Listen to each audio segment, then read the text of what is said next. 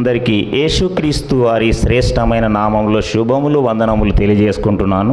నేను వాక్యం చెప్పేటప్పుడు ఎవరన్నా నిద్రపోతే ఫ్యాన్లని మొత్తం ఆఫ్ చేసి వాక్యం చెప్తా. ఇంకా నిద్రపోతే డోర్లని బంద్ చేస్తా. ఇంకా నిద్రపోతే లైట్లు కూడా బంద్ చేస్తా. ఇంకా నిద్రపోతే నెత్తి మీద నీళ్లు పోసి లేపి వాక్యం చెప్తా. అందుకే జాగ్రత్తగా ఉండండి. నేడు ప్రపంచానికి క్రైస్తవుడు ఎంత అవసరమో, నేడు ప్రపంచానికి క్రైస్తవుడు ఎంత అవసరం చెప్పండి. నేడు క్రైస్తవుడు ప్రపంచానికి ఎంత అవసరం? ఇంత అవసరం. ఎంత అవసరం? ప్రపంచానికి అత్యవసరమైంది ఏంది ఈ రోజుల్లో? ఇది లేకపోతే మానవ జీవితమే, ఇది లేకపోతే వీడికి రావు. నీవు చాలామందిని ప్రశ్నిస్తే ఛార్జీలకు డబ్బులు లేవు కాబట్టి నేను, ఒకవేళ ఛార్జీలకే డబ్బులు ఉంటే నేను ఇంకా మన పాస్టర్లని బ్రదర్ వస్తా కానీ ఛార్జీలకు డబ్బులు ఇస్తావా? అంతేనా కాదా? ప్రపంచం మొత్తం ముడిపడి ఉంది దేనిపైన? ఇంకా విచిత్రమైన విషయం చెప్తాను. ఈ నోటు ఉంది కదా, ఇప్పుడు మన భారతదేశంలో కులాలు మతాలు ఉన్నాయి. చాలా ప్రదేశాలలో తిరస్కరిస్తున్నారు, వెలివేస్తున్నారు. మన చిన్ననాటి కాలంలో మనం నీళ్ళ కుళాయి దగ్గర బిందె పెడితే ఒకవేళ పొరపాటున వాళ్ళ బిందె పట్టుకున్నాం అనుకో, ఏం చేస్తారు? దాన్ని కాలుస్తారు. ఏం చేస్తారు? కాలుసి తోమి మళ్ళీ నీళ్ళు పట్టుకుంటారు అక్కడ. అర్థమైందా? కానీ డబ్బు ఎంత అత్యవసరమో తెలుసా? నీవు బిచ్చగాడవైనా సరే, నీవు ఏ కులస్తుడవైనా సరే, దుకాణాల్లో ఎవరుంటారు? సౌకారులు ఉంటారు. మనమైతే దుకాణాలు పెట్టాం, మన బతుకంతగానే సౌకారుల దగ్గరికి పోయి మొత్తం చీపిరి బట్టలతోన బిచ్చగాడు వెళ్ళి, అడుక్క తినేవాడు వెళ్ళి ఈ నోటిచ్చాడనుకో, నీదే కులం రా అడగడు. ఏమడగడు? నీదే కులం రా. నీవు పట్టుకున్న నోటిని సబ్బుతో కడగడు, కాల్చడు. తీసుకున్న వెంటనే ముఖానికి కొట్టి గలలో వేసుకుంటాడు. ఇది ఎంత అవసరమో తెలుసా? నిజమా కాదా?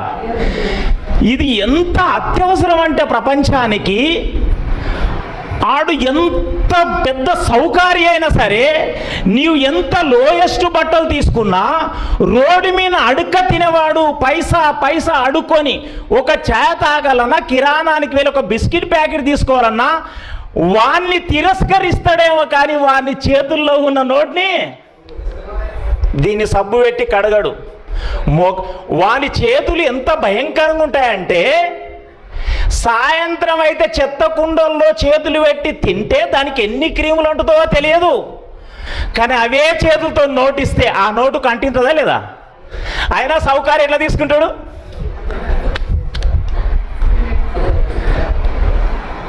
ప్రపంచానికి క్రైస్తవుడు అంత అత్యవసరం. ఎంత అత్యవసరం?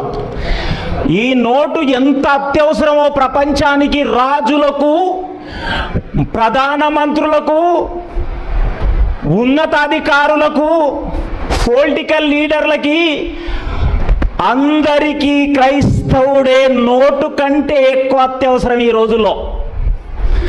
కాకపోతే నీవు వాడబడుతలేవు, ఇది ఈ నోటు వాడబడుతుంది.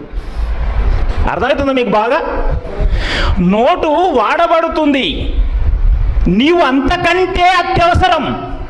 నోటు శరీర కోరికలను తీరుస్తుంది, కానీ నీ మాట, సేవకుని మాట, క్రైస్తవుని మాట దేహాన్ని కోరికలు తీర్చడం కాదు, దైవ కోరికలు తీర్చి దైవం ఉన్న లోకానికి చేరుస్తుంది.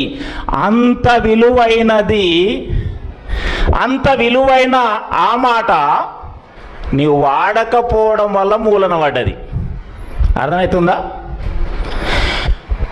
ఇది అంత అత్యవసరమైన నోటు, కానీ అంతకంటే అత్యవసరమైన వాడు ఎవరు ప్రపంచానికి? క్రైస్తవుడు. కానీ అది మనం గుర్తించట్లే. అర్థమవుతుందా? ఇంకో ఇంకొక చిన్న ఎగ్జాంపుల్ చెప్తా. ఈ నోటు పుట్టి ఎన్ని సంవత్సరాలు అయింది? 20 రూపాయల నోటు. పాత నోటా కొత్త నోటా? ఎన్ని సంవత్సరాలు అయింటుంది? 20-30 సంవత్సరాల ముందు ప్రింటెడ్ అయింది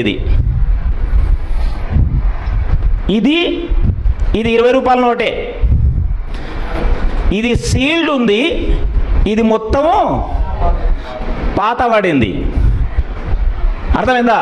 30 సంవత్సరాల ముందు ప్రింట్ అయినాయి రెండు ఒకటే మిషన్లో, ఒకటే డేలో, ఒకటే టైంలో.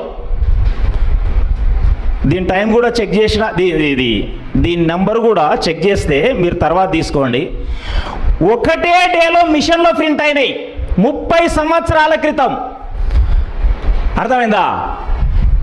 ఇది చేతుల వడ్డోడు ప్రతి ఒక్కడు వాడుకున్నాడు, తన అవసరాలు తీర్చుకున్నాడు. కోటీశ్వరులు, పేదవాళ్ళు, మధ్యతరగతి వాళ్ళు అందరూ తన అవసరాలు తీర్చుటలో ఉపయోగపడి పడి పడి పడి అందరి అవసరాలు తీర్చి తీర్చి తీర్చి తిరిగిపోయిందండి ఇది. అర్థమైందా? ఇది ఎవని చేతిలో పడ్డదో కానీ బీరువాల నుండి ఎప్పుడు బయటికే, ఇది ఎవ్వడి అవసరాలే తీర్చలేదు. ఇప్పటికీ టంగ్ టంగ్ అని కొత్తగా కనిపిస్తుంది. మళ్ళీ ఈ నోట్ ఎప్పుడు ప్రింట్ అయింది? 5-6 సంవత్సరాలు. నోట్లు మార్చబడ్డప్పుడు ప్రింట్ అయింది ఇది 30 సంవత్సరాల ముందు ప్రింట్ అయింది. ఇది 5 సంవత్సరాల ముందు ప్రింట్ అయింది. దానికంటే ఎక్కువ నలిగింది. ఇదెన్ని అవసరాలు తీర్చిందో అర్థమవుతుందా మీకు? అంటే ఇప్పుడు అన్నిటికంటే మార్పులు దేనికి ఉన్నాయి? తక్కువ కాలములో ప్రింట్ అయ్యి ఎక్కువ అవసరాలను తీర్చిన మహాఘనత పొందిన నోట్ ఇది. అర్థమవుతుందా? ఇప్పుడు నాటి సేవకులు ఎప్పుడో బాప్తిస్మం పొంది 5-10 మందిని రక్షించారేమో. నేటి వాళ్ళు ధన్యులైతే ఇప్పుడిప్పుడు వచ్చిన వాడు ఎలా కష్టపడాలి? ఇప్పుడు ప్రింట్ అయిన నోటులాగా రిజల్ట్ చూస్తే ఇప్పుడు ఎక్కువ ఉండాలా తక్కువ ఉండాలా? రిజల్ట్ ఎక్కువ ఉండాలి. ఎక్కువ ఘనత పొందడానికి ఎక్కువ ఉండాలి. అర్థమవుతుందా? ఈ నోటు బ్యాంకులనే లాకర్లో ఉందంట. అట్లే ఈ నోటు మొత్తం చిరిగిపోయి మళ్ళగా కొత్తగా ప్రింట్ అయి దీని పక్కన పోయి ఉందంట. అరే నీవు నా ముందు ప్రింట్ అయ్యి మళ్ళీ నా దగ్గరకు వచ్చినావంటే వాడబడి వాడబడి వాడబడి 4 ముక్కలైతే వాడు చెల్లదని తీసుకొచ్చి బ్యాంకులు ఇస్తే మళ్ళా ఈ నెంబర్ పోయి RBIలు ఇస్తే మళ్ళీ ప్రింట్ అయ్యి కొత్తగా వచ్చి నీ మొదట ప్రింట్ అయినాడు అట్లే పడ్డాడు మూలకు. దీంతో ప్రింట్ అయినాడు వాడబడి నలిగి నలిగి మళ్ళగా కొత్తగా అదే నెంబర్తో ప్రింట్ అయ్యి. అర్థమవుతుందా?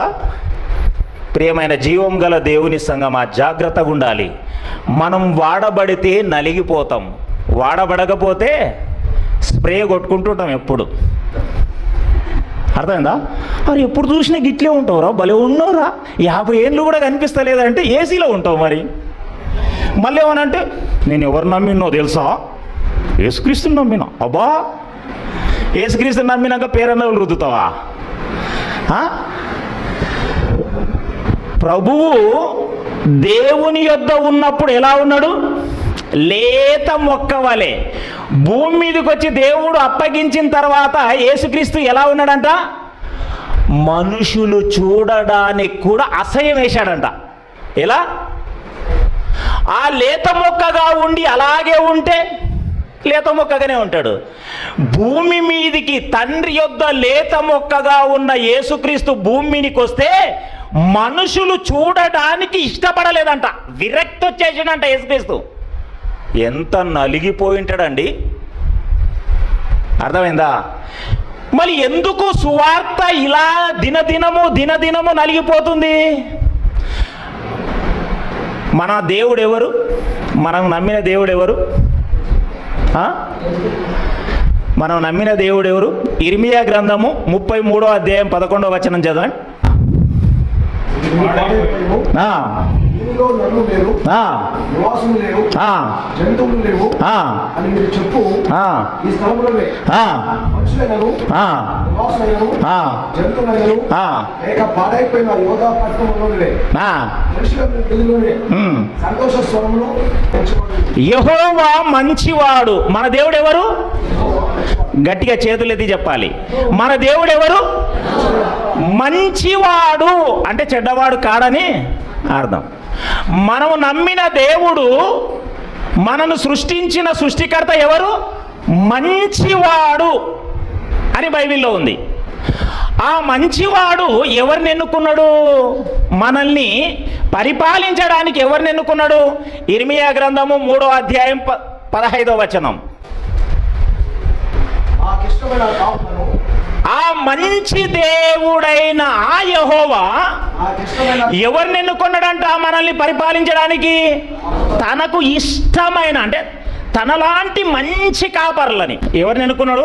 తనలాంటి మంచి కాపర్లని ఎన్నుకొని తన పరిశుద్ధ గ్రంథాన్ని చేతికిచ్చి తన పిల్లల్ని పరిపాలించమని, నశించిపోతున్న ఆత్మల్ని రక్షించాలని ఆ కాపరులను ఎన్నుకుంటే, ఆ కాపర్లు దేవుని నమ్మి దేవుని మాట విని దేవుని పిల్లల్ని అడుగడుగు చెప్పులు లేకుండా ఊరు ఊరు తిరిగి ఆకలి దప్పులతో సంఘాలను కడితే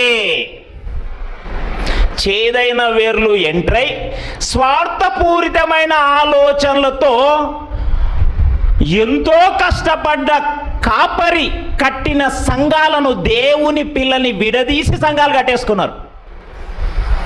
అర్థమవుతుందా? స్వార్థమైపోయింది. ఈ కాపరి ద్వారానే వాడు రక్షించబడ్డాడు.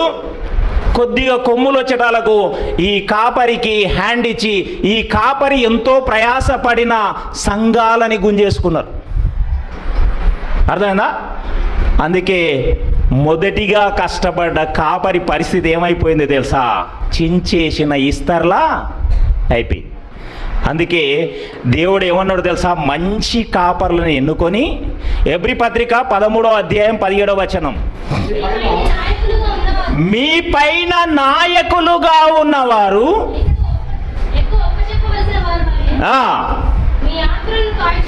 మీ ఆత్మల్ని ఎంతో ప్రయాసపడి ఊరు ఊరు కడప తిరిగి దేవుని గుబులు కూర్చిన సత్యవాక్యాన్ని చెప్పి రక్షించుకున్న ఆ కాపరిని వారు దుఃఖముతో మీరు నిష్ప్రయోజకులైతారు అనుకుంటున్నారేమో. ఒక కాపరి ఎంతో ప్రయాసపడి నిన్ను నన్ను అందరినీ రక్షిస్తే సంఘంలో ఉన్నవాడే కొద్దిగా జ్ఞానం నేర్చుకొని ఆ కాపరికి వెన్నుపోటు పొడిచి ఆ కాపరికి ఉన్న సంఘాలు గుంజుకొని పోతే బాగుపడతాడన్నది మాత్రం కల. ఆ పూటకు సుఖానందం పొందుతారేమో. అర్థమైందా? నీకు మొట్టమొదట వచ్చిన కాపరే మంచి కాపరి. నీలో విషము చిమ్మి విడదీసిన వాడు కూడా ఈ కాపరితోనే రక్షణలోకి వచ్చాడు. కానీ విడదీస్తున్నాడు విషపు మాటలు చెప్పి. అర్థమైందా? ఇలా అవ్వడం వల్ల ప్రపంచ క్రైస్తవ్యం మొత్తం కొలాప్స్ అయిపోయింది. ప్రపంచ క్రైస్తవ్యం ఏమైపోయింది? కొలాప్స్ అయిపోయింది. కొలాప్స్ అయిపోతే ఈ మంచి దేవుడు ఏమంటున్నాడో తెలుసా? ఈ మంచి దేవుడు నాటి ఇజ్రాయేళ్లతో ఏమంటున్నాడో తెలుసా? ఇప్పుడు ప్రపంచములో మొదటి ఇజ్రాయేళ్ల గతి పట్టింది. ఇప్పుడు నిర్గమకాండం 32వ అధ్యాయము 9వ వచనం,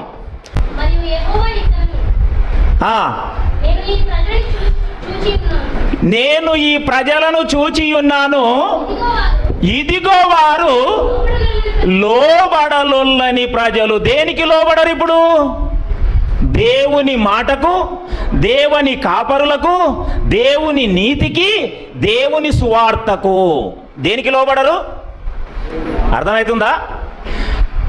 రోమపత్రిక 10వ అధ్యాయం 3వ వచనం,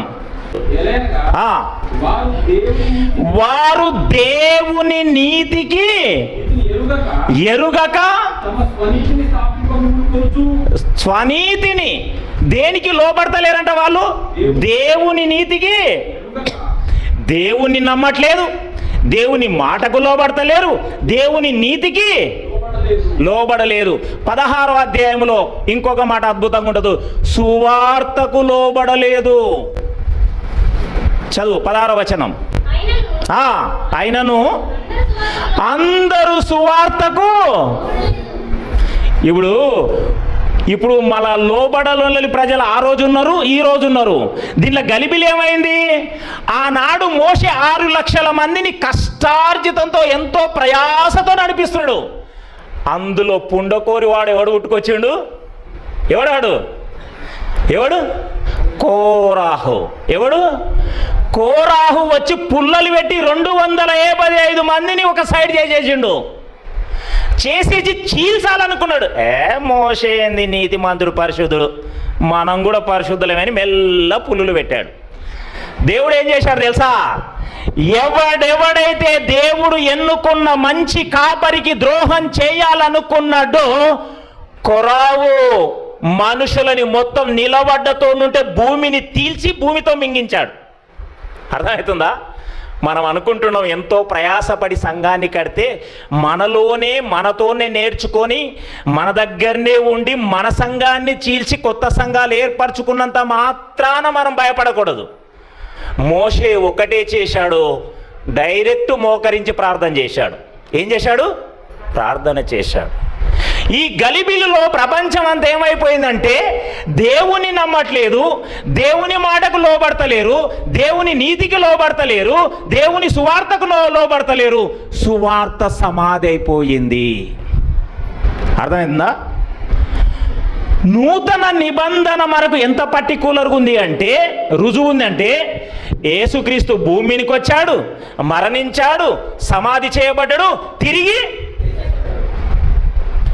ఇది సత్యం ప్రపంచానికి. ధర్మశాస్త్ర కాలంలో దేవుడు ఇజ్రాయేలు ప్రజల్ని ఐగుప్తు నుండి విడిపించాడు. 10 సూచక క్రియలు, మహత్కార్యాలు చేసి కన్లార చూశారు. ఏం చేశారు? కన్లార చూశారు. సముద్రాన్ని తీల్చడం చూశారు, పగలు మేఘస్తంభము, రాత్రి దీపస్తంభం, అన్ని చూశారు. మన్నాను తిన్నారు, అన్ని చేశారు. దేవుణ్ణి నమ్మలేదు. ఏం చేశారు? దేవుణ్ణి. మోషే కాలంలో, ధర్మశాస్త్ర కాలంలో అన్ని కళ్ళతో చూసిన వాళ్ళు నమ్మలేదు. ఈ నూతన నిబంధనలో యేసుక్రీస్తు నిజమన్నది, సత్యం అనేది సర్వం తెలిసిన క్రైస్తవుడు కూడా విశ్వాసం కోల్పోయాడు. ఈ నూతన నిబంధనకు ధర్మశాస్త్రం, ఈ 2 లేనప్పుడు ఒక మహా గొప్ప వ్యక్తి విశ్వాసం తెలుసా మీకు? అందుకే ఈరోజు మన విశ్వాసం ఎలా ఉందో పరీక్షించుకుందాం. 2 కొరింథీయులకు పత్రిక 13వ అధ్యాయము 5వ వచనం. ఇప్పుడు అంశం స్టార్ట్ అయింది, జాగ్రత్తగా వినండి. మీరు విశ్వాసము గలవారై ఉన్నారో లేదో మిమ్మును మీరే. మనమేమనుకోవాలి తెలుసు? ఈ వచనం చదివేటప్పుడు మనము విశ్వాసము గలవారమై ఉన్నామో లేదో మనల్ని మనమే పరీక్షించుకోవాలి. ఈ పాఠంలో విశ్వాసం అనేది నూతన నిబంధనలో ఉన్న మనం. ధర్మశాస్త్రంలో దేవుడు అన్ని మహత్కార్యాలు, సూచక క్రియలు చేశాడు. నూతన నిబంధనకు వచ్చితే యేసుక్రీస్తు గురించి స్పష్టత ఉంది, అన్ని తెలిసిన జ్ఞానులం, కానీ విశ్వాసం లేదు. కానీ నూతన నిబంధన ధర్మశాస్త్రం లేనప్పుడు ఒక భక్తుని విశ్వాసం, భక్తుల విశ్వాసం ఎంత గొప్పదో తెలుసా? ఒక భక్తుడు అండి పెళ్లి చేసుకున్నాడు, 75 ఏళ్ళ వయసు వచ్చేసింది, పిల్లలు లేరు, వెండి బంగారాలు కోటాను కోట్ల డబ్బు ఉంది, గొర్రెల మందలున్నాయి, ఎడ్ల మందలున్నాయి, అన్నిటికన్నీ ఉన్నాయి. భార్యాభర్తలు ముసలోళ్ళు అయిపోయారు, పిల్లలు లేరు. ఎవరు లేరు? వాళ్ళు ఎవరిని ఆరాధిస్తున్నారు? విగ్రహాలను ఆరాధిస్తున్నారు. ఎవరిని? ఎవరతడు? గట్టిగా చెప్పండి, ఎవరతడు? అతడు ఎప్పుడున్నాడు? ధర్మశాస్త్రము లేనప్పుడు ఉన్నాడు. అతడు విగ్రహారాధికుడయి యూఫ్రటీస్ నది యొద్ద పడిన్నాడు ఒంటరిగా. ఏం చూడాలి? ముసల్దాని పొద్దస్తమానం చూడాలి. ఆ ముసల్ది ఎవరిని చూడాలి? ముసలోని చూడాలి. అబ్రహాం సారా ఎదురు బదులే, పిల్లలు ఎవరు? చూస్తే గొర్రెలనే చూడాలి. ఎడారి ప్రాంతంలో పొద్దస్తమానం ఏం చూస్తావు? ఈ ఆస్తిని చూస్తే ఈ ఆస్తికి వారసుడెవరని దుఃఖపడుతున్నాడు. ఎన్నేళ్ల వయసు వరకు పిల్లలు లేరు? 75 ఏళ్ల వయసు వరకు. ఆ టైములో మనము నమ్మిన దేవుడు ఎవరు? పక్షపాతము. అపోస్తల కార్యము 10వ అధ్యాయము 34వ వచనం. దేవుడు పక్షపాతి కాడని నిజముగా గ్రహించి ఉన్నాను. ప్రతి జనములోను ఆయనకు భయపడి. ఎవరికి భయపడాలి? దేవుడు ఎవరో ప్రపంచానికి తెలియకపోయినా దేవుడు అంటే భయం ఉండాలి. అర్థమవుతుందా మీకు? ఆ కాలంలో దేవుడు అంటే ఎవరో తెలియకపోయినా దేవుడు అనే భయం. దేవుడు పక్షపాతి. అబ్రహాము దేవుడు నిజమైన దేవుని ఎరగలే, కానీ ఆ రాళ్ళు రప్పలే దేవుడు అని నమ్మి భయపడుతున్నాడు. అంటే అబ్రహాముకు ఆ రాళ్ళ వల్ల భయం లేదు. ఎవరి వల్ల భయం ఉంది? దేవుడంటే విగ్రహాలని ఆరాధిస్తున్నాడు, కానీ దేవుడంటే భయం ఉంది అబ్రహాముకు. అప్పుడు దేవుడు ఆకాశము నుండి చూసి అబ్రహామా అన్నాడు. ఏమన్నాడు? అప్పటి వరకు దానికి నూనె రుద్ది రుద్ది రుద్ది అని పిల్లలు.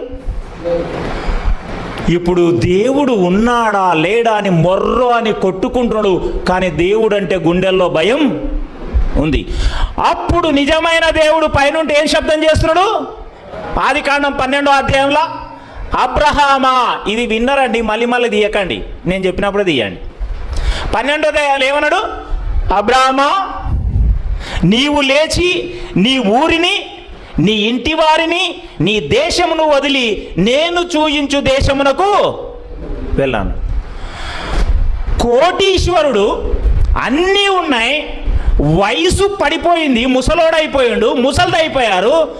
ఆయన ఎవరిని నమ్మాడంట? దేవుణ్ణి నమ్మాడు. దేవుని మాటను. ఆమెకి నిద్ర వస్తుంది చూడు. 2 చేతులు ఎత్తండి. మీరు అనుకుంటున్నారేమో ఒక్కరిని కూడా నిద్రపోనియను. ఒక్కరు నిద్రపోయినా పాఠాన్ని ఆపుతా. 2 చేతులు ఎత్తండి. దేవునికి మహిమ కలుగును గాక, దేవునికి మహిమ కలుగును గాక. ఈసారి నిలబెట్టి వాక్యం చెప్తా. మరి అర్థమైనా? అరే పొడుగోడా మాకు నిద్ర వస్తుంది పోమంటే మైక్ పెట్టి పోతా.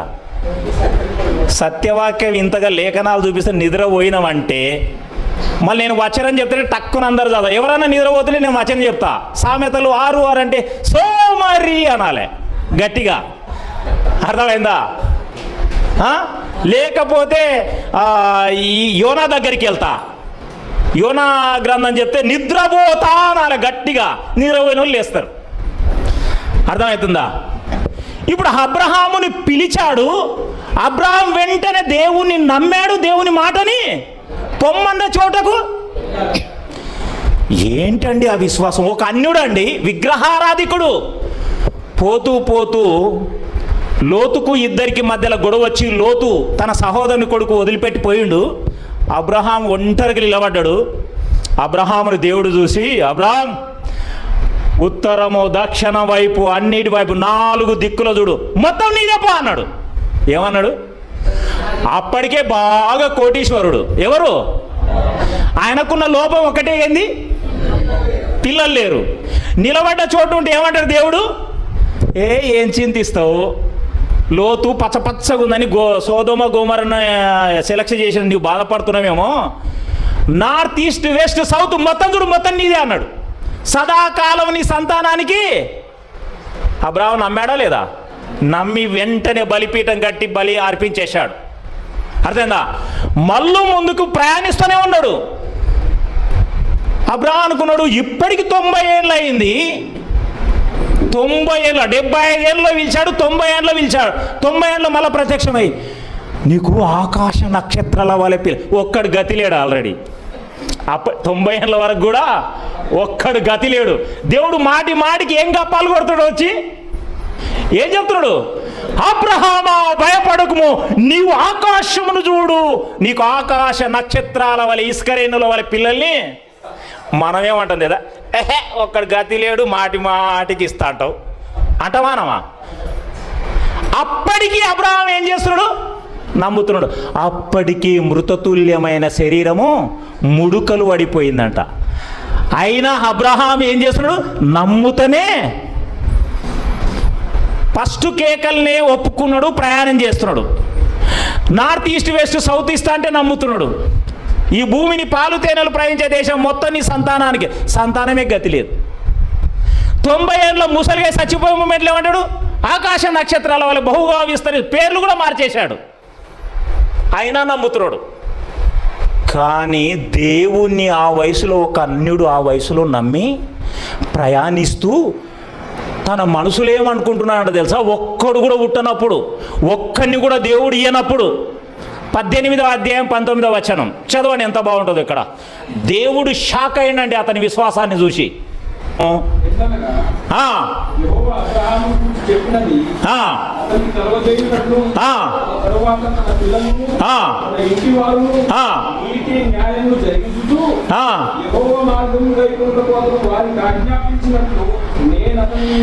దేవుడు అబ్రహాముని పిలిచి అతని హృదయాన్ని టెస్ట్ చేస్తున్నాడంట. ఏం ఆలోచిస్తున్నాడో. 75 ఏళ్ళ వయసులో పిలిచాను, మాటి మాటికి ప్రత్యక్షమై 90 ఏళ్ళ వరకు వచ్చాడు. ఇంకా పిల్లల్ని ఇస్తా అంటారు కానీ ఒక్కను కూడా ఇవ్వలే. ఇంతకు అబ్రహాం ఏం ఆలోచిస్తున్నాడంట తెలుసా? దేవుడు నాకు పిల్లల్ని ఇస్తే నీతి న్యాయములు నేర్పించి దేవుని మార్గంలో నడిపించాలనుకున్నాడంట. బా, ఏం విశ్వాసం అండి అది! దేవుడు నాకు పిల్లల్ని ఇస్తే, ఇంకా 90 ఏళ్ళకి ఇవ్వలే, పిల్లల్ని ఇస్తే భవిష్యత్తును ఆలోచిస్తున్నాడు. వీరిని నీతి న్యాయములు నేర్పించి దేవుని మార్గంలో నడిపించాలని హృదయంలో ఆలోచిస్తున్నాడంట. దేవుడు హృదయాన్ని చూసి స్టక్ అయిపోయిందండి. ఏం ఎప్పటి విశ్వాసం ఇది? ధర్మశాస్త్రము లేనప్పటి విశ్వాసం. అర్థమవుతుందా మీకు? ఇప్పుడు ఇస్సాకు, అబ్రహాం చచ్చిపోయాడు, పిల్లోని ఇచ్చాడు ఇస్సాకుని, ఆ తర్వాత చచ్చిపోయాడు. చచ్చిపోయిన తర్వాత 26వ అధ్యాయం 1 వచనాలు చదవండి జల్దీ. ఇస్సాకు ఏం చెప్తున్నాడు చూడు మళ్ళీ దేవుడు.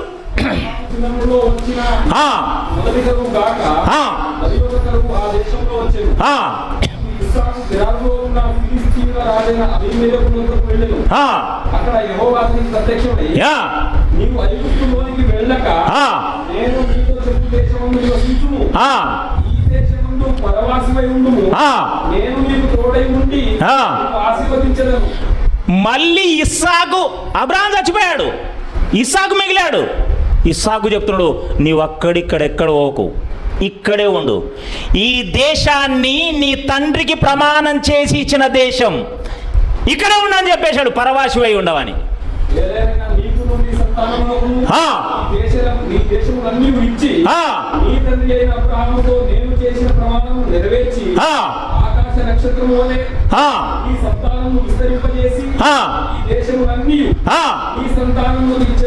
ఇప్పుడు అబ్రహాముకు చెప్పుతే నమ్మాడు, అలాగే చనిపోయాడు విశ్వాసంతో.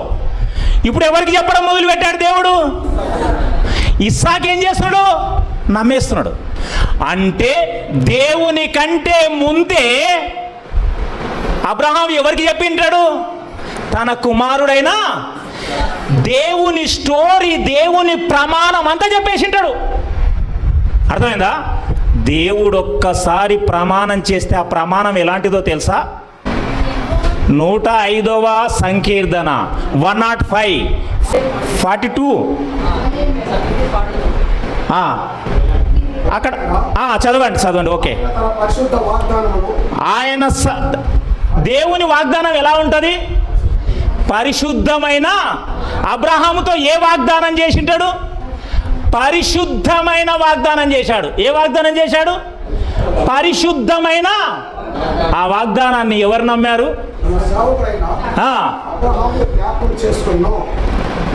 ఎప్పుడైతే దేవుడు ప్రమాణం చేసినా, ఆజ్ఞాపించినా, శాసనాలను ఇచ్చినా, న్యాయ విధులు ఇచ్చినా, మాట ఇచ్చినా, ప్రతిది ఏంటిది?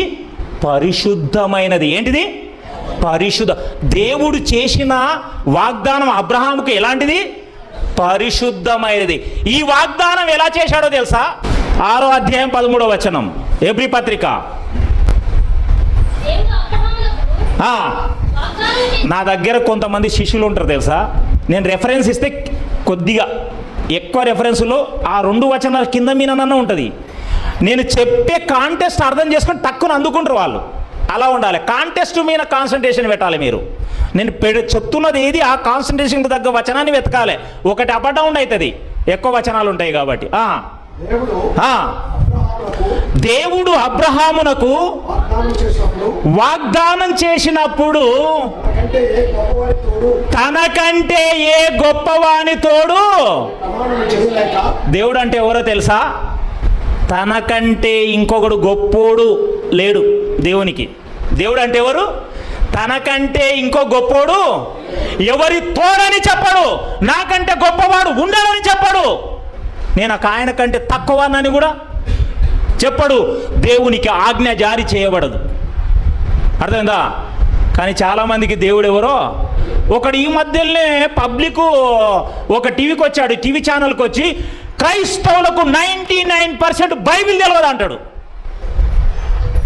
ఇతడు క్రైస్తవ పాస్టరే పబ్లిక్ ఛానల్లోకి వచ్చి ఏమంటాడు, ఇతడే పోడు, ఇంకా యేసుక్రీస్తు తర్వాత ఇతనే దింపినట్టున్నాడు దేవుడు.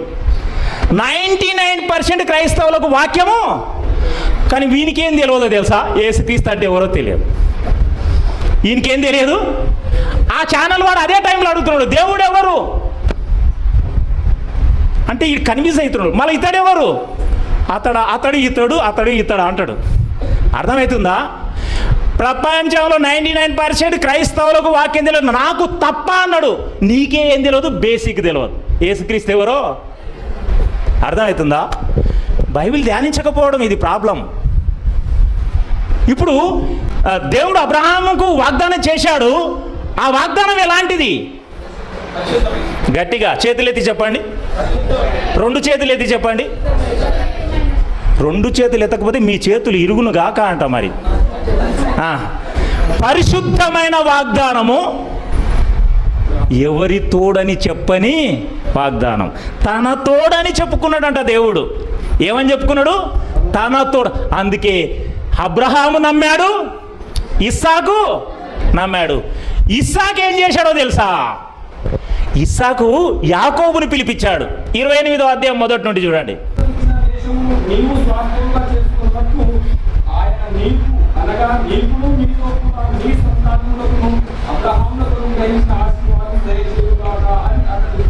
చూడు, మన పితరునికి దేవుడు ఒక ప్రమాణం వాగ్దానం చేశాడు. నీవు ఖచ్చితంగా నీకు నీ సంతానానికి సదాకాలం ఇస్తాడంట అని దేవుడు చెప్పిన వాళ్ళు ఎవరికి నేర్పిస్తున్నాడు? వీళ్ళ వంశావళి ఎలా స్టార్ట్ అయింది తెలుసా? అబ్రహాం ఏమనుకున్నాడు? నాకు దేవుడు పిల్లల్ని ఇస్తే వాళ్ళని ఎట్లా నడిపిస్తున్నాడు? నీతి న్యాయములను అనుసరించినట్లు దేవుని మార్గములో 1 by 1 ఎట్లా మూవ్ అవుతుందో చూడండి. ఎంత వండర్ఫుల్ వంశావళి అండి అది. ఇప్పుడు ఇస్సాకు దేవుని మాటల్ని, దేవుని ప్రమాణాన్ని, దేవుని వాగ్దానాన్ని ఎవరికి షిఫ్ట్ చేశాడు? అర్థమవుతుందా? ఇక్కడికి ఆగండి. యాకోబుకు ఎంతమంది పిల్లలు తెలియదు, అంతేనా? బాగా చెప్పినాం అమ్మ, సూపర్. బైబిల్ కూడా చేతులు లేదు, అంత బాగా చెప్పింది. అంటే ఎంత బాగా వింటుందో చూడు, వాక్యం బాగా వినాలి. బాగా యాకోబు ప్రేమించిన కుమారుడు ఎవరు? యోసేపు.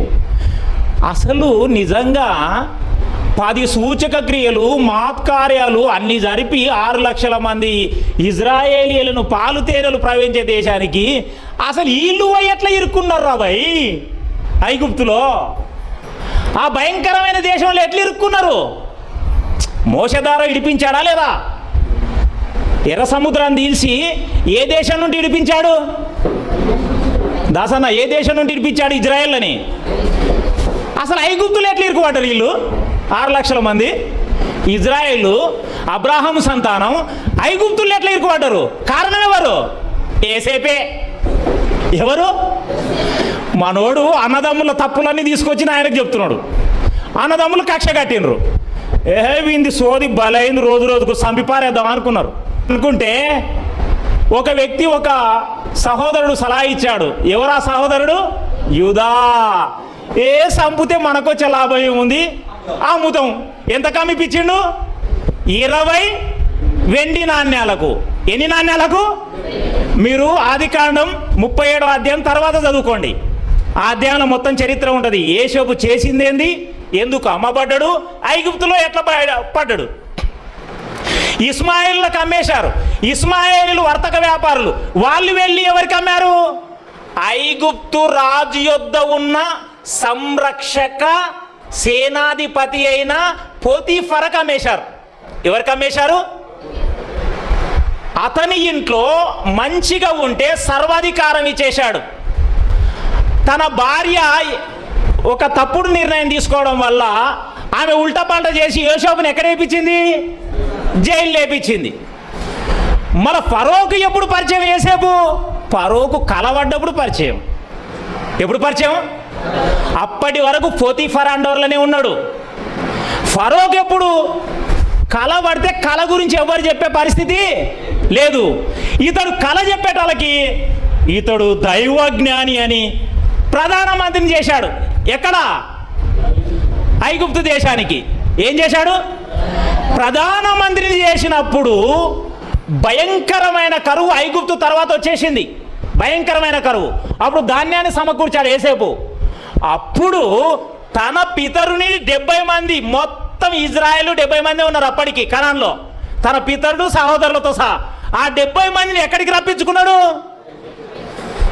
ఆ 70 మంది ఇతను అందరూ కలిసి ఎంతమంది అయినరు? 6 లక్షల మందికి విస్తరించారు. ఎట్లా ఇరుకుపడ్డారంటే యోసేపు చేసిన తులువ పనుల వల్ల. తులువ పనులేం కావు, మంచి పనులే. అన్నదమ్ములు చేసే తప్పులన్నీ తండ్రికి చెప్పడం వల్ల అన్నదమ్ములు కథ చెప్పినట్టు చెప్తున్నారా లేదా? మీకు అర్థమవుతుందా? ఎందుకంటే ప్రతిది వచనం చూపిస్తే నిద్రపోతారని కథ చెప్తున్నా. మీరు బైబిల్ చదవండి. యోసేపు మాటి మాటికి అన్నదమ్ములు చేసే తప్పులను తీసుకురావడం వల్ల అన్నదమ్ములు కక్షగట్టి చంపుదామని ప్లాన్ వేస్తే యూదా డబ్బు కాశపడి డబ్బుకు అమ్మబెట్టి ఆ వర్తక వ్యాపారులు ఐగుప్తుకు అమ్మారు ఫరో దగ్గర పోతీఫరకి. పోతీఫర జైల్లో వేశాడు. భార్య చెప్పిన తప్పుడు సమాచారం వల్ల, ఫరోకు కలవడడం వల్ల, ఆ కళను చెప్పే జ్ఞాని ఎవరు లేకపోవడం వల్ల, పానదాయకుల అధిపతి ఫరోకు చెప్పడం వల్ల, యోసేపు కలబావడం చెప్పడం వల్ల యోసేపుని దేశానికి, ఆ యోసేపును నమ్మిన ఫరో సారవంతమైన భూమిలో వీళ్ళని సెటిల్ కమ్మన్నాడు. ఈ ఐగుప్తు దేశంలో సారవంతమైన భూమి ఏది నచ్చితే మీరు దాంట్లో బతకండి అని చెప్పాడు. సర్వాధికారం ఇచ్చాడు. యోసేపు కాలములో ప్రశాంతంగా విస్తరిస్తూ బతికారు ఇజ్రాయెల్. ఎక్కడ? ఐగుప్తులో. ఇప్పుడు కేవలం 17 ఏళ్ళు మాత్రమే జీవించాడు అక్కడ ఐగుప్తులో. ఎవరు? యాకోబు. ఎవరు? తండ్రిని కూడా రప్పించుకున్నాడుగా, అన్నదమ్ములను అందరిని రప్పించుకున్నాడుగా. యాకోబుకు 17 ఏళ్ళ వయసు అక్కడ బతికిన తర్వాత మరణం దగ్గర పడ్డది. ఏం దగ్గర పడ్డది? యాకోబు మనసులో ఏముందో తెలుసా? మరణం టైంలో, అబ్బా నేను ఇక్కడ చచ్చిపోయినా అనుకో, నా డెడ్ బాడీ ఇక్కడ ఊడుస్తారు. కొన్ని రోజులు వెనక దేవుడు ఏం చెప్పాడు మా నాయనతో? మిమ్మల్ని ఒక రోజు వచ్చి అందరినీ తీసుకొని ఎక్కడికి షిఫ్ట్ చేస్తాడు? పాలు తేనెలు వాళ్ళు ఉన్నది ఎక్కడా? యాకోబు మరణం ఏం జ్ఞాపకం వస్తుంది? అబ్బా కొన్ని రోజులు అయితే ఈ ఇజ్రాయెల్ జనాంగం అంతా ఎక్కడికి వెళ్తుంది? నా డెడ్ బాడీ ఆడుంటుంది. గుండె వాళ్ళకి మనవాడు, యోసేపు జల్దీ నా దగ్గరికి రా, యోసేపు దగ్గరికి రా అని 47వ అధ్యాయం చదవండి. ఇప్పుడు 29 నుండి చదవండి. యాకోబు పేరు ఏం పేరు? ఎవరు పెట్టారు ఈ పేరు? ఎస్, అర్థమైందా? యాకోబు చావవలసిన దినం వచ్చే సమయానికి వెంటనే యోసేపుని కుమారుని పిలిపించుకున్నాడు.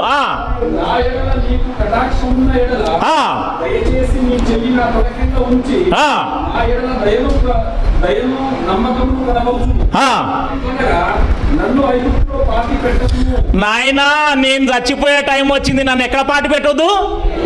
ఎందుకు? ఒంటరి సమాధి మిగిలిపోతుంది ఇక్కడ. మీరందరూ ఏమైపోతారు?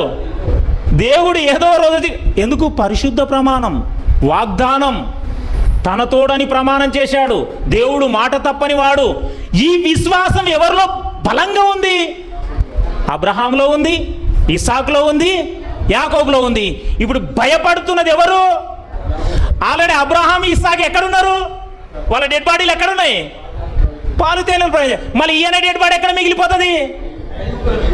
భయపడి కుమారుని పిలుచుకొని ఇమ్మీడియట్లీ నేను చచ్చిపో అన్న, మీ రాజు ఒప్పుకుంటాడో లేదో కానీ నీవైతే షిఫ్ట్ చేయలేదు, ప్రమాణం చేయి ఫస్ట్, నా డెడ్ బాడీని షిఫ్ట్ చేస్తాని తన కుమారునితో ప్రమాణం చేయించుకున్నాడంట. చదవనా?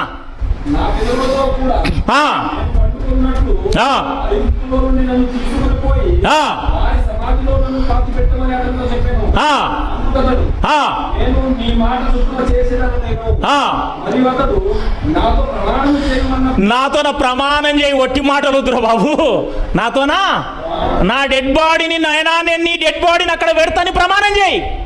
చేపించుకున్నాడు. 50వ అధ్యాయం మొదటి 5 వచనాలు. 50వ అధ్యాయం మొదటి 5 వచనాలు.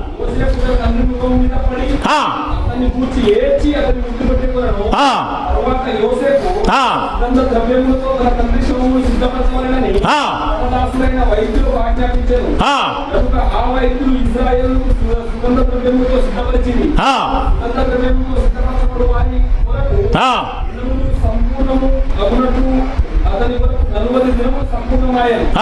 అతని నుంచి 5 దినములు 70 దినములు అంగలార్చింది. అతని నుంచి అంగలార్చి దినములు గడిచిన తర్వాత యోసేపు ఫరో ఇంటి వారితో మాట్లాడి, నీ కటాక్షము నా మీద నుండి ఫరో దగ్గరికి వెళ్ళాడు. రాజా, నా తండ్రి చనిపోయేటప్పుడు ఒక ప్రమాణం చేయించుకున్నాడు. మా తండ్రి డెడ్ బాడీ మా ఊర్లో ఊడ్చాలంట. ఏ ఊర్లో? చచ్చిపోయినప్పుడు ఏ పాట పాడతాం? పరదేశులో. అర్థమైందా? ఇప్పుడు పరదేశి ఏది? యాకోబుకు యోసేపులకు పరదేశి ఏది? కనాను. పరదేశి మా ఊర్లో ఊడ్చుకోవాలంట, ప్రమాణం చేయించుకున్నాడు. జస్ట్ అవకాశం ఇస్తే మా డాడీని పూడ్చిపెట్టి ఫరో అన్నాడు, నీ ఇష్టం ఏదంటే అది. బాగా నచ్చిండు ఫరోకి ఎవరు? యోసేపు ఏది చెప్తే అది ఫైనల్. ఇంకా నీకు సహకారాలను ఇస్తా, మీ డాడీని తీసుకొని ప్రశాంతంగా అక్కడ సమాధి చేసిరా అని ఇచ్చాడు పర్మిషన్. ఇప్పుడు యాకోబును యోసేపు పాతిపెట్టి వచ్చేశాడు. ఇప్పుడు నెక్స్ట్ మరణం ఎవరిది? అబ్రహాం చచ్చిపోయా, ఇస్సాకు చచ్చిపోయా, యాకోబు. ఇప్పుడు ఎవరు చచ్చిపోవాలి? సీనియారిటీ యోసేపు. అదే 24వ అధ్యాయం చూడండి. ఇదండి బ్రతుకు విశ్వాసం అంటే. నేను ఇంతసేపులు చెప్తున్నా. ఈరోజు అంశం టైటిల్ చెప్పినామన్నా, నేటి క్రైస్తవుల విశ్వాసం ఇంత గొప్పదా. ఈరోజు పాఠం పేరు ఏం పేరు? నేటి క్రైస్తవుల విశ్వాసం. ఫ్లెక్స్ కొట్టేయాలి కదా, ఒక 50-60 రూపాయలు పెట్టి. బాగా బొజ్జ నింపడానికి అయితే మసాలాలు వేసి వండుకొని వచ్చినావు, 50 రూపాయలు పెడితే ఫ్లెక్స్ ఉంటుంది కదా. టైటిల్ దగ్గర మాట్లాడేటప్పుడు ఆ టైటిలే లేనప్పుడు అర్థం ఏంటి? నేటి క్రైస్తవుల విశ్వాసం ఇంత గొప్పదా. అసలు ఇతన్ని పోల్చుకుంటే ఆయన చెప్పుల ధూళికి కూడా పనికిరామండి. ఇప్పుడు యోసేపు మరణం జరుగుతుంది. ఎవరి మరణం జరుగుతుంది?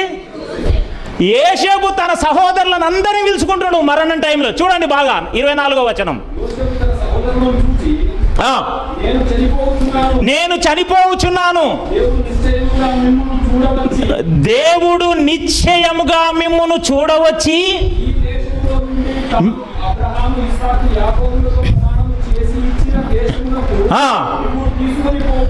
అందరూ ఇజ్రాయేలు సహోదరుని పిలుచుకున్నాడు. దేవుడు ఖచ్చితంగా మన పితరులతో చేసిన ప్రమాణం చొప్పున ఏదో ఒక రోజు వచ్చి మిమ్మల్ని అందరినీ తీసుకొని పాలు తేనెలు ప్రవహించే దేశానికి మిమ్మల్ని ఖచ్చితంగా తీసుకెళ్తాడు. నేను ఇప్పుడు చచ్చిపోతున్నా. అలా ముగ్గురు ఎలా ఉన్నాయి తెలుసా? అబ్రహాం ఏమో అక్కడే చచ్చిపోయాడు, ఇస్సాకు ఇక్కడ. యాకోబు భయపడి ఎంతకైనా మంచిదని హుషారుతో తన కొడుకుతో తన బాడిని. ఇప్పుడు యోసేపు ఏం చేయాలి తెలుసా? నా బాడిని కూడా ఏమనాలి ఇప్పుడు?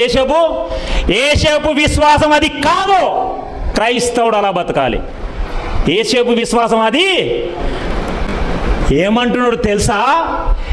నేను ఇక్కడ చనిపోతా, దేవుడు వస్తాడు మిమ్మల్ని తీసుకొని పోతాడని గప్పాలు కొడతలేను నేను.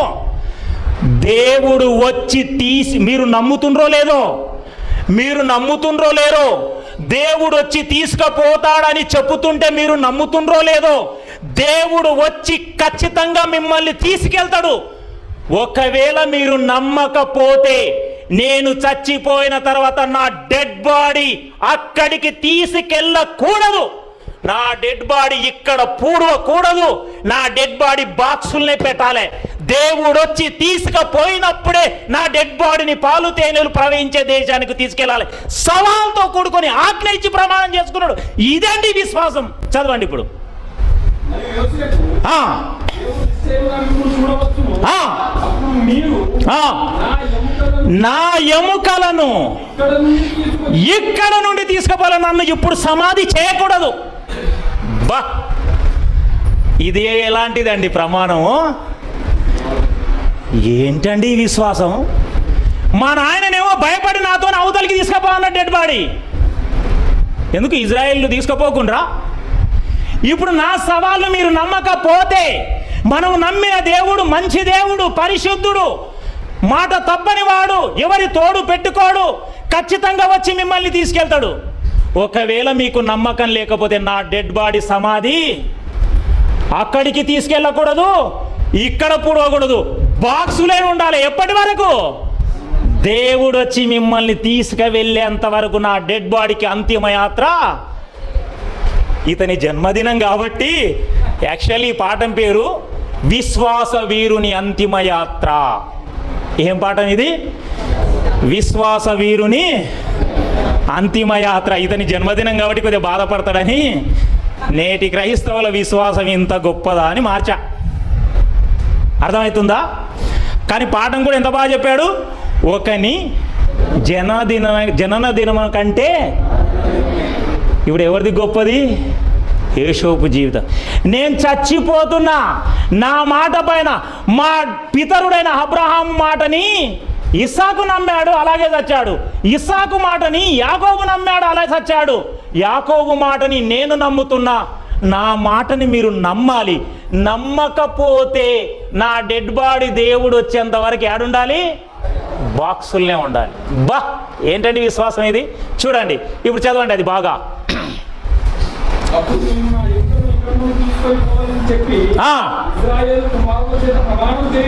ప్రమాణం చేయించుకోవడమే కాదు, మనం కొన్నిసార్లు ఒట్టు పెట్టుకొని తప్పిపోతాం. ఇప్పుడు క్రిస్మస్ వచ్చిన ప్రభువా రేపు అస్సలే తాగను. ఫస్ట్ డే తాగవు, సెకండ్ రా రా అని రమ్ము పిలుస్తుంది. సీరియలే చూడవు, పిల్లగాడు పెడతాడు, వంట చేసుకుంటూ చూస్తావు. దొంగ ప్రమాణాలు. కానీ యేసయ్య ప్రమాణం ఎలా ఉంది? వీళ్ళు కూడా ఎక్కడ నమ్మకుండా నా ప్రమాణాన్ని ఇంకెన్ని రోజులు పెట్టుకుంటావు, పూడ్చిపారేయండి అక్కడ అంటారేమని మళ్ళీ ఏం చేసిండో తెలుసా? ప్రమాణమే కాదు, ఆజ్ఞ కూడా జారీ చేశాడంట. ఆజ్ఞ భయంకరంగా ఉంటుంది తెలుసా ఇజ్రాయేళ్ళకి. ఎబ్రీ పత్రిక 11వ అధ్యాయం 22వ వచనం చదవండి. ఎబ్రీ పత్రిక 11వ అధ్యాయం 22. యోసేపు తనకు అవసాన కాలం వచ్చినప్పుడు విశ్వాసమును బట్టి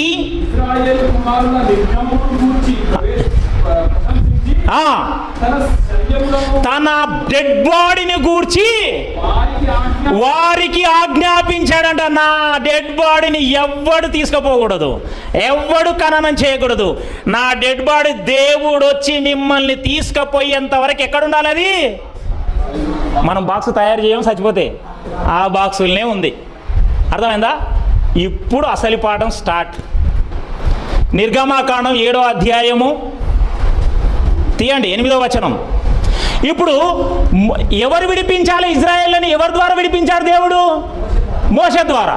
వీళ్ళందరూ చచ్చిపోయారు. ఇంకా ఎప్పటి వరకు యోసేపు చచ్చిపోలేదో అప్పటి వరకు ప్రశాంతంగా ఉండదు ఇజ్రాయేళ్ళు. యోసేపు చచ్చిపోయిన తాడే యోసేపు ఎరుగని ఒక ఫరో కొత్త రాజు వచ్చాడు. 400 సంవత్సరాలు హింసించాడు. ఎన్ని సంవత్సరాలు? 430 సంవత్సరాలు హింసలకు గురి చేశాడు ఇజ్రాయేళ్లకు. నిద్రకు కునుకులేదేమంటాం కదా, అలా చేశాడు, హింసలు పెట్టాడు. ఆ హింసలలో దేవునికి మొరపెడితే దేవుడు మోషేని నాయకునిగా ఎన్నుకున్నాడు. మోషే వెళ్ళు ఐగుప్తుకు వెళ్ళి ఇలా చెప్పు నా గురించి, ఇలాంటి మహత్కార్యాలు సూచక క్రియలే చేయని ఫరోకు చెప్తే దేవుడెవడు అన్నాడు. మనోడు దేవుడెవడు నీకు చూపిస్తాగా అన్నాడు. 7వ అధ్యాయం 8వ వచనంలో మొదటి సూచక క్రియ ఏం చేశాడు చూడండి, తర్వాత చదువుకోండి. 10 సూచక క్రియలు నిర్గమకాండం 7వ అధ్యాయం, 8వ అధ్యాయం, 7వ అధ్యాయంలో 2 ఉన్నాయి, 8వ అధ్యాయంలో 3 ఉన్నాయి, 9వ అధ్యాయంలో 3 ఉన్నాయి, 10వ అధ్యాయంలో 2 ఉన్నాయి. టోటల్ 10. 11వ అధ్యాయం ఆ 10 సూచక క్రియలు చేసినా కూడా వదిలిపెట్టలే. ఇట్లా కుదరదు, నేను ఇప్పుడు చేయబోయే మహత్కార్యం భయంకరమైంది, ఐగుప్తులో ఉన్న ఒక్క కుక్క కూడా తోక జాడించదు అన్నది దేవుడు. ఏమన్నాడు? ఇప్పుడు చేసేది అది భయంకరమైంది, ఐగుప్తులో ఉన్న ఒక్క కుక్క కూడా తోక జాడించదు అన్నాడు. అర్థమైందా? ఈ 10 సూచక క్రియలు చూద్దాం. కొన్ని నిమిషాలు ఓపిక ఉందా? ఇంకెంత చెవులు చెప్తావరా నాయన అంటారు. 2 చేతులు ఎత్తింది. ఓపిక ఉంటే గట్టిగా దేవునికి మహిమ కలుగునుగా కానండి. ఏడ్చుకుంటూనే చెప్తున్నారు, ఏ పొడు కూడా ఏం చెప్తావు అన్నారు. నిజమా? కొద్ది ఓపిక ఉందా? Very good, super. ఇంత ఓపిక, ఇంత ఇంట్రెస్ట్ ఉండాలండి. నవ్వండి ఒకసారి. సౌండ్ వస్తలేదు. అస్థపంజరం నవ్వుతుందా ఏడుస్తుందా? నవ్వదు ఏడవదు. సౌండ్ అన్న రావాలే కదా. నవ్వండి ఒకసారి. సీరియల్లో నవ్వు వస్తే నవ్వుతారు చూడు, పక్కింటోళ్ళు భయపడతారు. నవ్వండి ఒకసారి. దేవునికి మహిమ కలుగునుగాక. మంచి పాఠమేనా కాదా? మళ్ళీ నవ్వుకుంటూ ఏడుస్తుంటే అప్పుడే పాలు పోసి చివరి కోరిక ఏదన్నట్లు నవ్వాలన్నా వద్దన్నట్లు ఎందుకు? అర్థమైందా? ఒక్కొక్క సూచక క్రియ ఊక చెప్పుతా, ఎక్కువ చదవనియను. 8వ వచనం మాత్రం చదువు. 7వ అధ్యాయం. మరియు యెహోవా మోషే ఆరోనుతో ఇట్లనెను, ఫరో మీ శక్తి చూపుటకై ఒక మహత్కార్యము కనబడుతుందని మీతో చెప్పినప్పుడు నీవు అహరోనును చూచి నీ కర్రను పట్టుకొని ఫరో ఎదుట నీవు కర్రను పట్టుకొని వాడు గాన నా ప్రజల్ని వదిలిపెట్టకపోతే నీ కర్ర వాడేయి. ఏమైతుంది? ఏమైతుంది? వెరీ గుడ్, పాము అవుతుంది. ఫరో ఏం చేసింది తెలుసా? నాతో మంత్రకాలు చాలా మంది ఇక్కడ రండ్రా మీరు, ఓ 10 కర్రలు వేయండి. ఫరో ఏం చేసి 10 కర్రలు వేయించుండు. ఎన్ని పాములేని? నీదే ఒక్కటే తయింది, నాది 10 అయింది. పంపి అని పో అన్నాడు. ఏమన్నాడు? పంపి అని పో అన్నాడు. మళ్ళీ సూచక క్రియ చేయమన్నాడు. 19వ వచనం. నేను చెప్తుంటా మొత్తం వివరణ.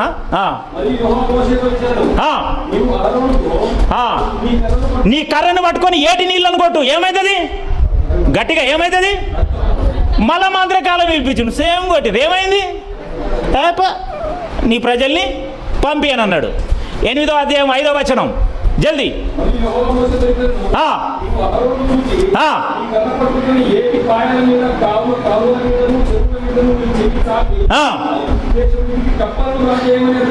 ఏటి పాయల వినగొట్టు, ఏటి వినగొట్టు. ఏమైతాయి? కప్పలు వస్తాయి. ఫరో ఏం చేసాడు? సేమ్ భయపడతలేడు మనోడు. 16వ వచనం. జల్దీ.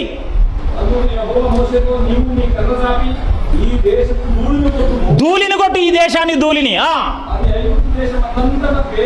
పేర్లు అంటే తెలుసా? పేర్లు అంటే తెలుసా మనకు? నెత్తిలో గోక్తే వస్తాయి చూడు. మళ్ళీ అసలు భాషలో చెప్పాలి.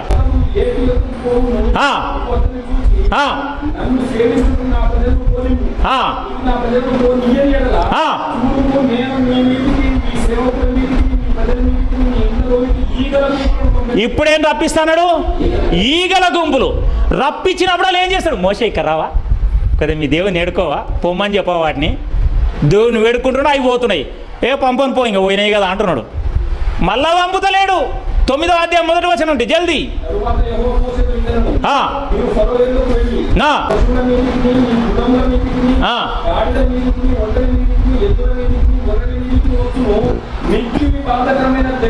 తెగులు ఇప్పటికి ఎన్నైనాయి? మొదటిది చెప్పండి. కట్టె పారేస్తే ఏమైంది? కట్టెతో కొడితే ఏమైంది? కట్టెతో కొడితే ఏమైంది? కప్పలు. నెక్స్ట్ ధూళి వారేస్తే ఏమైంది? పేలైన. ఆ తర్వాత ఈగలు. ఆ తర్వాత తెగులు. ఇప్పుడు ఎన్నైనాయి? 6 అయినాయి. అర్థమైందా? 16వ వచనం. నా బలమును నీకు చూపినట్లు భూలోకమందంతటా నా నామమును ప్రచురము చేసినట్లు ఇందుకే నేను నిన్ను నియమించుకుని నువ్వు ఇంకా నా ప్రజలు పోయిన మూలక వారి మీద అతిశయపడుతున్నావు. రేపు ఈ వేళకు నేను మిక్కిలి బాధకరమైన వడగండ్లను సృష్టించేదను. ఏడవది ఏంది? వడగండ్లు అన్నీ వస్తున్నాయి, రిక్వెస్ట్ చేస్తున్నాడు, అవి చల్లారిన తర్వాత పోనిస్తలేడు. 8వ 22వ వచనం. యెహోవా నీ చెయ్యి ఆకాశం వైపు చూపుము. ఐగుప్తు దేశం నుండి మనుషుల మీదను, జంతువుల మీదను, పొలములన్నిటి మీదను ఐగుప్తు దేశం. అది కాదు, 9వ అధ్యాయంలో 22వ వచనం. అదేనా? Very good. ఇప్పుడు ఏంది? వడగండ్లు. వడగండ్లేనా? ఆ తర్వాత 10వ అధ్యాయం 12వ వచనం. 12వ వచనం ఏమొస్తాయంట? మిడతలు. 21వ వచనం. నిదానంగా క్లుప్తంగా చెప్తుంటే కానీ మీకు ఎంతో కొంత మీ సేవకులు చెప్పారు కాబట్టి స్పీడ్కి వెళ్ళిపోయాను. ఎన్ని సూచక క్రియలు చేశాడు మోషే ద్వారా? ఎన్ని? 10 చేసినా కూడా దేవుడు ఎవరిని ఓనిస్తలేడు? ఫరో ఎవరిని ఓనిస్తలేడు? ఇజ్రాయెల్. ఇప్పుడు మోషే ఆరోన్లు దేవునితో చెప్పారు, ఇప్పుడు చేయబోయే కార్యం 11వ అధ్యాయం మొదటి నుండి చూడండి, 6 వచనాల వరకు, 6-7 వచనాల వరకు.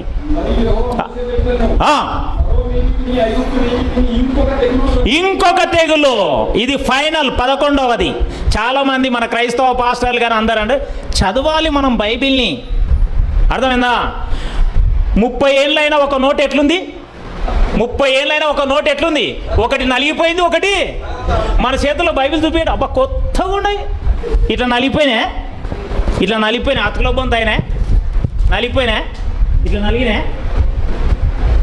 ఇట్లా అట్టలు వేసుకొని ఉన్నాయా? ఎన్నేళ్ళు అయింది చదివి? 3 ఏళ్ళే అయింది. మీతోనా? ఎన్నేళ్ళు అయింది? బాప్తీసం పొందినప్పుడు కొన్నాం, ప్రార్థన చేయించుకొని రోజత్త ప్రభువా. మళ్ళీ రోజత్తే అంత కొత్తగా ఎందుకు ఉంది ప్రభువా? అర్థమైందా? చదవాలి. 10 సూచక క్రియలు చేసిన తర్వాత మాట వినక, అవి నోట్లే అన్న కింద పడ్డాయి, మీరు మూతికి అద్దుకుంటారే దానిని. ధనాపేక్ష వాటి నమ్మకన్నా అవి పడేటాలకు నాకన్నా దొరకకపోయా. ఇట్లా ఇట్లా కొట్టుకుంటున్నాను. సౌకర్యం ఏంది? నీవు దీన్ని కొట్టుకో, ఇట్లా ఇట్లా, దీన్ని తొక్కు. అర్థమైందా? దీని గురించి ఆలోచించకండి. ఇవి నసిలిపోయినా అవి నడుస్తాయి, ఇవి పరలోకానికి చేర్చేటి కావు. ఇది కలిగి ఉన్నది ఏది ఆయన లేకుండా, కలిగి ఉన్నది ఏది ఆయన లేకుండా, ఆయన లేకుండా అంటే వాక్యం. అర్థమైందా? ఇప్పుడు ఒక రూమ్లో పైసలు ఫుల్ ఉన్నాయనుకో, ఒక పైసలు తయారు చేసే మిషన్ ఉంది అనుకో, పైసలు కావాలన్నా మిషన్ కావాలన్నా? ఎందుకు? ఎన్ని రూమ్లన్నా నింపొచ్చు. కలిగి ఉన్నది ఆయన లేకుండా. ఈ సృష్టిని కలిగించింది ఎవరి చేతిలో ఉంది? మన చేతిలో ఉంది. ఇంకెందుకు భయపడతావు? దీని సైడే చూస్తావు ఎప్పుడు. హల్లెలూయా హల్లెలూయా అంటారు వీళ్ళు. అంటే మర్చిపోయినరు మ్యాటర్. దేవునికి మహిమ కలుగును గాక. ఒకవేళ సేవకుడు హల్లెలూయా అంటే ఆజ్ఞాపించినట్లు నీవేమనాలి? దేవునికి స్తోత్రం. అర్థమవుతుందా? ఇవాళ నేర్చుకోవాలి మనం బైబిల్లో.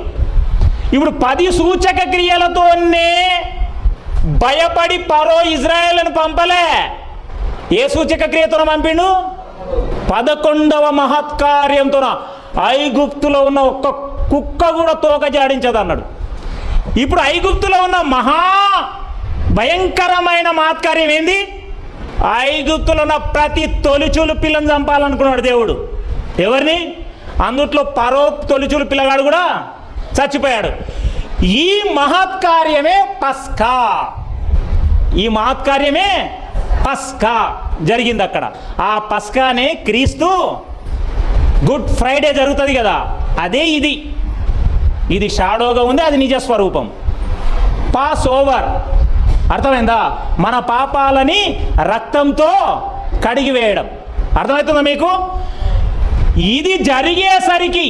ఇది జరిగేసరికి ఫరో గజ గజ గజ వణికిపోయి, మీకు దండంరా బాబు, మీరు మీ దేవుణ్ణి సేవించుకొనుటకు వెళ్ళిపోండి అన్నాడు.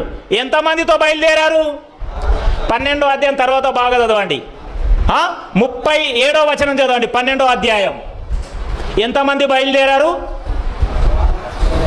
అప్పుడు ఇశ్రాయేలు రామశేషం నుండి ప్రయాణమైపోయింది. వారు పిల్లలు కాక కాల్వలు 6 లక్షల వీరులు. ఎంతమంది? ఎంత? ఐగుప్తు నుండి ఫరో పొమ్మంటే బయలుదేరింది ఎంతమంది? 6 లక్షల మంది కాదు, వాళ్ళు యుద్ధ సైనికులు మాత్రమే లెక్క పెట్టాడు. యుద్ధ వీరులు, భవిష్యత్తులో ముందు యుద్ధాలు చేసుకుంటూ వెళ్ళే వాళ్ళు, ఫ్రంట్ లైన్ సేన. అది ఎంతమంది? 6 లక్షలు. ఆడోళ్ళు ఎంత? ఈ పిల్లలు ఎంతమంది? దగ్గర 20-25 లక్షలు 30 లక్షల మంది ఉంటారు. ఎంతమంది?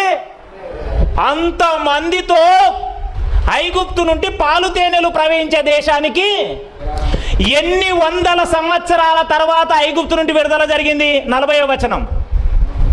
40వ వచనం. ఇశ్రాయేలు ఐగుప్తులో నివసించిన కాలము 430 సంవత్సరాలు హింస అనుభవించారు. ఎవరు చచ్చిపోయిన తర్వాత? యోసేపు చచ్చిపోయిన తర్వాతనే హింస స్టార్ట్ అయింది. ఎవరు చచ్చిపోయిన తర్వాత హింస స్టార్ట్ అయింది? యోసేపుని ఎరగని రాజు వచ్చిన తర్వాతనే హింస స్టార్ట్ అయింది. ఎన్ని వందల సంవత్సరాలు?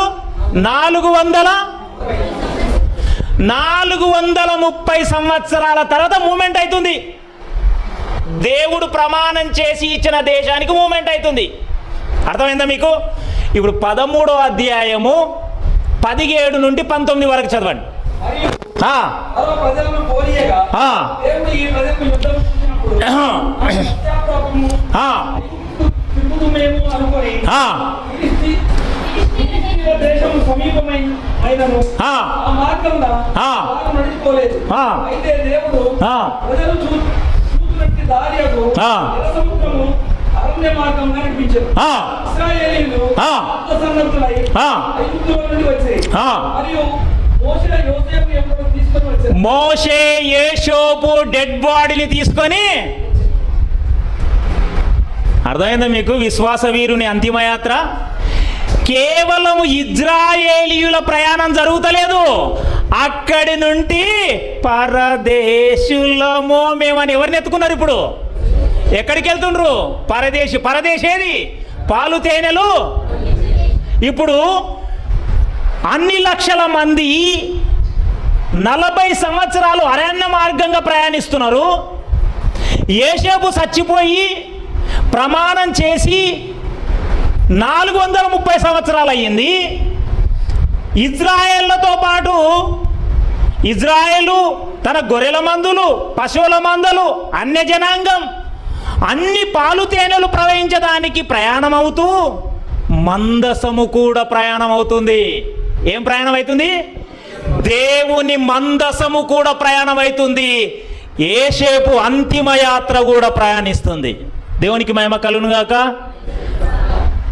ఎవరి అంతిమ యాత్ర కొనసాగుతుంది?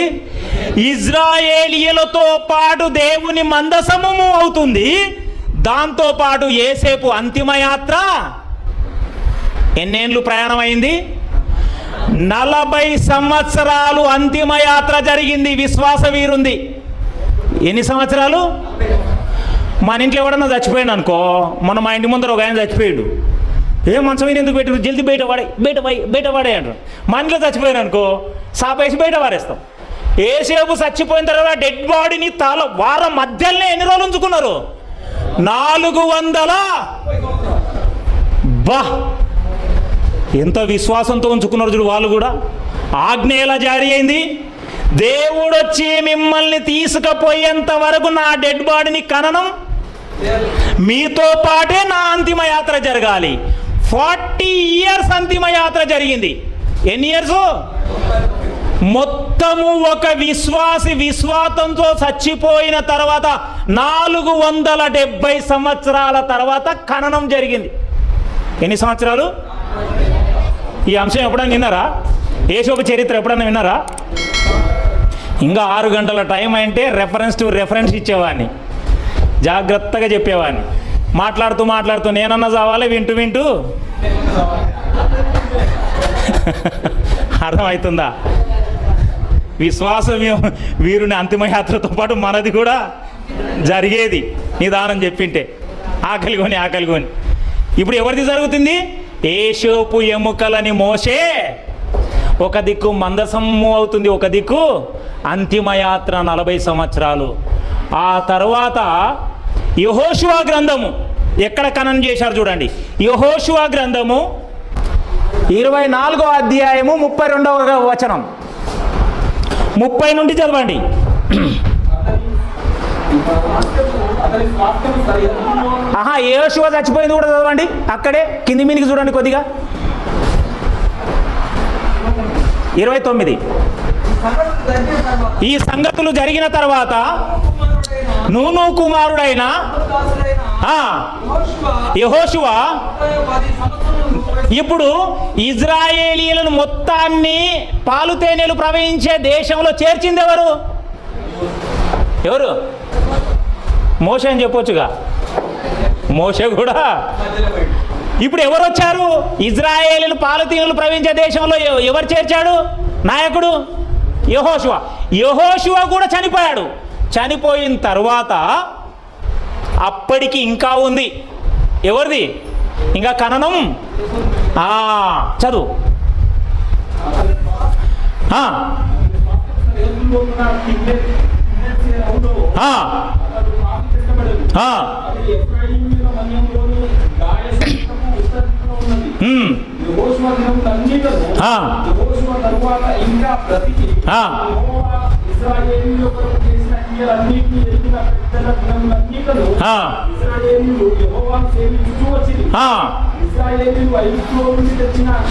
ఐగుప్తులో నుండి తెచ్చిన యేషోపు డెడ్ బాడీని షెకెములో అనగా యాకోబు 100 వరాహములకు కొన్న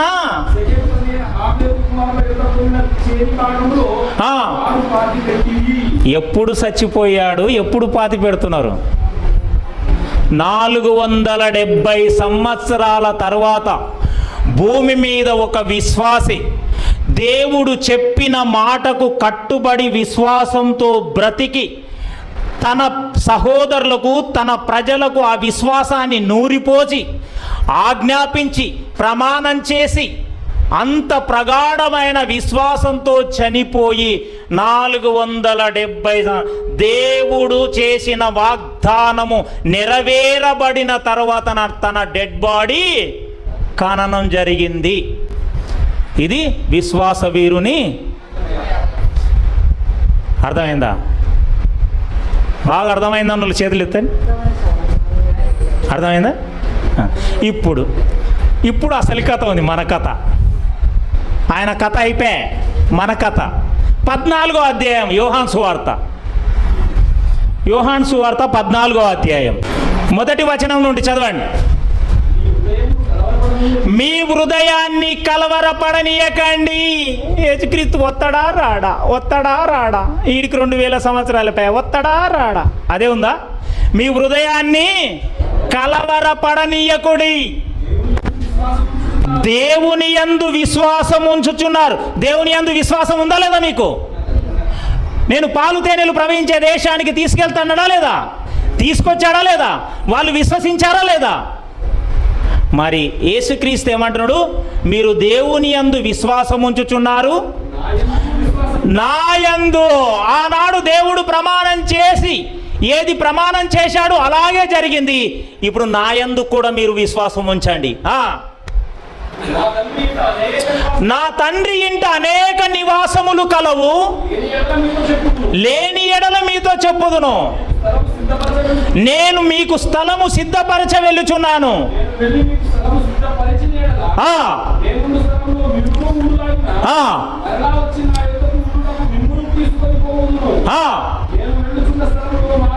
నేను మరలా వచ్చి మన కొరకు అక్కడ స్థలాన్ని సిద్ధపరిచి నేను మరలా వచ్చి మిమ్మల్ని నాతో కూడా ఉండలాగున తీసుకుపోవడానికి వస్తాను అన్నాడు. వస్తానన్నాడా లేదా?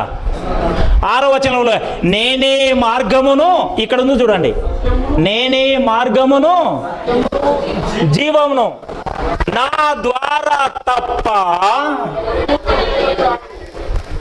ఇప్పుడు కొంతమంది ఏం చెప్తున్నారు తెలుసా? ఇప్పుడు సచ్చినోడల్లా పరలోకమే వెళ్తున్నాడంట.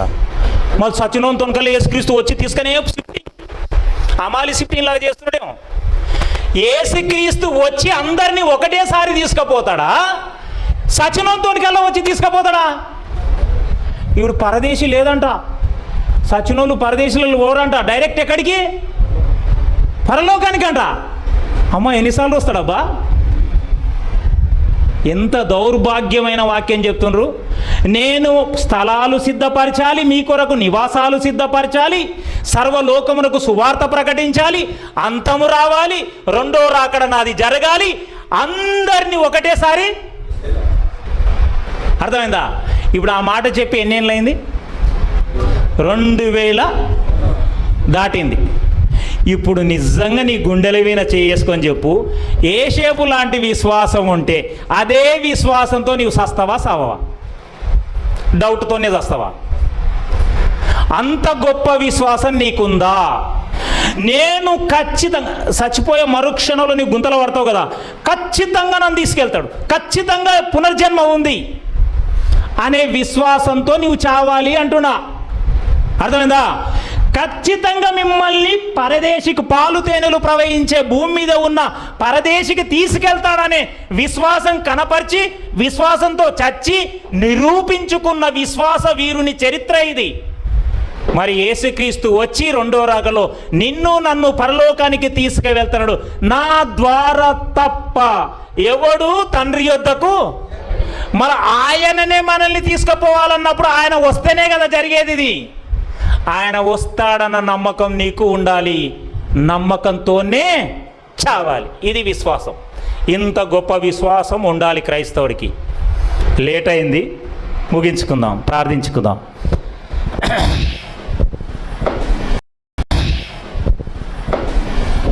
ప్రేమ నమ్మకం కలిగిన మా పరలోకపు తండ్రి, మీ పిల్లలు శరీరం సహకరించినా సహకరించకపోయినా ఎంతో ఓర్పుతో, సహనంతో, శక్తితో, బలాన్ని పొంది తండ్రి విశ్వాస వీరుని అంతిమ యాత్ర అనే ఒక గొప్ప సేవకుని సందేశాన్ని విన్నారు తండ్రి. అవును ప్రభువా, ధర్మశాస్త్రము లేనప్పుడే ఎంత గొప్ప విశ్వాసం అబ్రహాము గారికి ఉంది, ఇస్సాకు గారికి ఉంది, యాకోబు గారికి ఉంది, యేషోబు గారికి ఉంది.